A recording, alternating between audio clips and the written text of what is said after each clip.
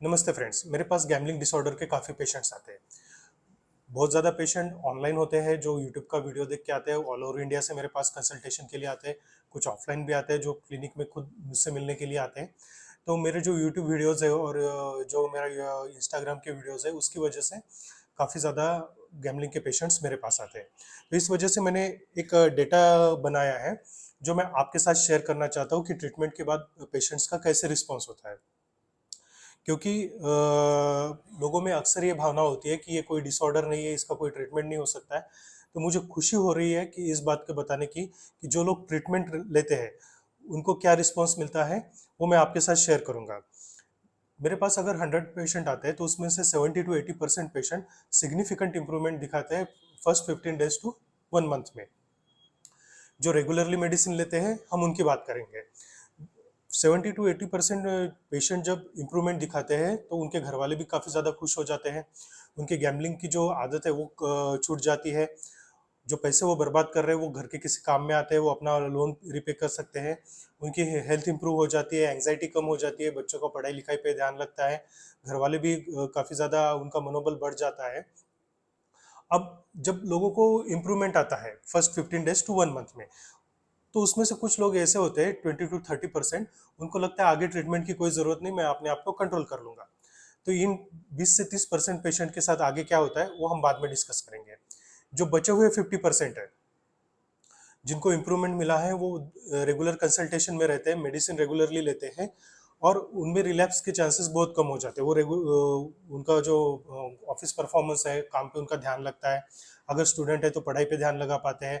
उनके मन में जो अनचाहे विचार आना है गैम्बलिंग के बारे में या फिर कुछ किसी के मन में सुसाइड के जो विचार है वो पूरी तरीके से बंद हो जाते हैं। तो ऐसे जो 50% पेशेंट होते हैं, मतलब जो पेशेंट 100 पेशेंट मेरे पास आए तो उसमें से 50% पेशेंट जो लास्ट तक मेरे साथ जुड़े रहते हैं, ट्रीटमेंट लेते रहते हैं, वो इम्प्रूवमेंट रहते हैं और उनके रिलैप्स के चांसेस बहुत ज़्यादा कम रहते हैं। अब जो मैंने बताया जो 20 से 30% लोग होते हैं जो पहले ही हम महीने में ट्रीटमेंट बंद कर देते हैं, उनको लगता है कि अभी ट्रीटमेंट लेने की ज़रूरत नहीं है। वो 3-4 महीने या 5-6 महीने बाद वापस आ जाते हैं। क्यों? क्योंकि उनका ट्रीटमेंट पूरा ही नहीं हुआ है। उनको उन्होंने जो ट्रीटमेंट बंद किया है उसकी वजह से उनमें जो गैम्बलिंग की इच्छा होती है, जो क्रेविंग होती है, वो कंटिन्यू बनी रहती है। उस वजह से उनको दिक्कत होने लगती है, बार-बार गैम्बलिंग की याद आती है और वो गैम्बलिंग में वापस चले जाते हैं। क्योंकि उनको एक रे ऑफ होप मिल चुका था पहले, उनको लगता था कि ट्रीटमेंट से इम्प्रूवमेंट होता है, तो वो वापस आ जाते हैं ट्रीटमेंट लेने के लिए। इसमें से बहुत से पेशेंट फिर आगे ट्रीटमेंट रेगुलरली कंटिन्यू करते हैं और उनमें इम्प्रूवमेंट काफ़ी ज़्यादा बना रहता है। अब जो इनिशियल 20 to 30 पेशेंट होते हैं जिनमें इम्प्रूवमेंट नहीं आया, उनमें हम जनरली एडवाइस करते हैं कि आप रेगुलर कंसल्टेशन में रहिए। आपको ट्रीटमेंट में इम्प्रूवमेंट मिलेगा क्योंकि कुछ मेडिसिन होते हैं हर पेशेंट पे सूट नहीं करते हैं। हमें कुछ मेडिसिन में चेंजेस करने पड़ते हैं, कुछ साइकोथेरेपी ऐड करनी पड़ती है। जो पेशेंट इस एडवाइस को मानते हैं, डॉक्टर में अपनी फेथ बना के रखते हैं, उनका ट्रीटमेंट आगे कंटिन्यू चलता है और वो डेफिनेटली इंप्रूव हो जाते हैं। मेरा बस आप लोगों से एक ही रिक्वेस्ट है कि अपने डॉक्टर में प्लीज़ फेथ रखिए। अगर आप मेरे से जुड़े हैं तो प्लीज़ ट्रीटमेंट में फेथ रखिए। अगर आपको कुछ प्रॉब्लम आता है तो आप मेरे से सवाल पूछ सकते हैं।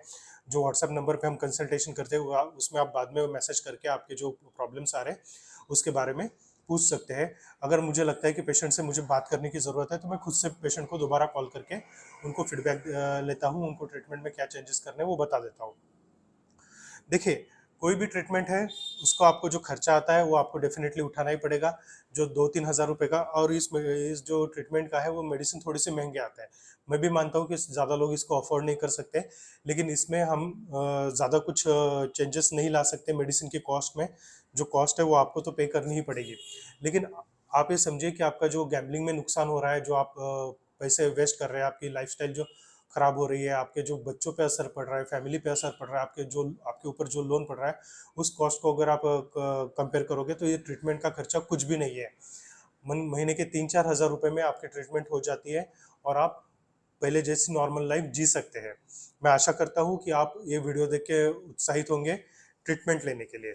ये वीडियो सिर्फ आपके लिए बनाया है कि आप ट्रीटमेंट से जुड़िए, आप मेरे से ट्रीटमेंट लीजिए या आपने जो नियरेस्ट साइकेट्रिस्ट है उनसे ट्रीटमेंट लीजिए, लेकिन ट्रीटमेंट में आप बने रहिए।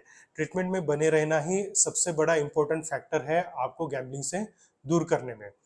धन्यवाद।